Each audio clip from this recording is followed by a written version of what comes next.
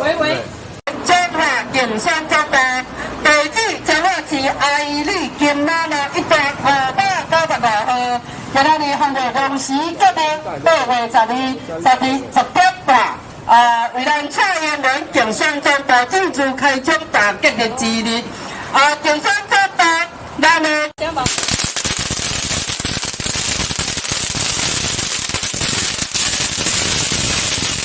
咱蔡英文总统竞选连任彰化县竞选总部入厝的好日子，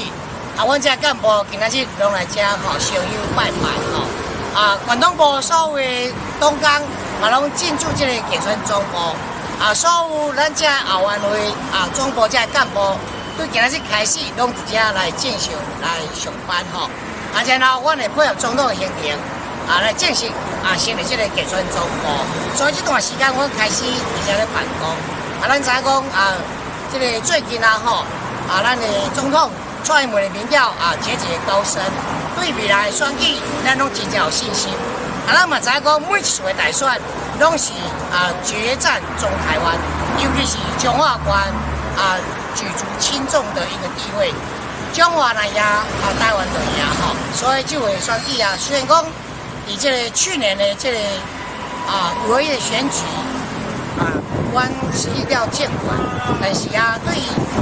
明年1月11号的总统大选跟立委选举，阮真正有信心会当得到人民的这个支持，当个和平进党继续来执政。伫这个时间过程当中咱行政院长咱的这个苏贞昌对人民所不管的一寡改革拢一一来甲处理，嘛处理了，拢真正顺利。包括咱总统嘛放很多的利多，包括咱的这个住户补贴幼儿津贴的补助，包括长照的推行拢互人民感觉讲有感，尤其是这个减税的这个措施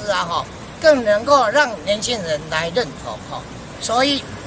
除了讲这内政以外，咱嘛知讲国防买到美国的真好的这个武器，包括咱的外交嘛做了真好，会使讲有史以来，咱伫国际的这个地位咱外交的这个朋友尤其是民主阵营国家，甲咱台湾的关系拢愈来愈好两岸的这个关系虽然讲还阁维持即摆的这个现状，但是我相信中国面临着这个中美贸易战。包括香港的这个反送中的问题我相信对咱民进党对咱台湾伫国际这地位拢有真大的这个帮助这嘛是咱台湾会当重返国际社会上好的这个时机，所以支持蔡英文会当顾着咱台湾的主权，互咱大家会当过着民主自由的这个生活，大家来支持蔡英文。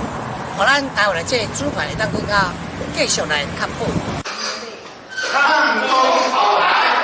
抗中保台。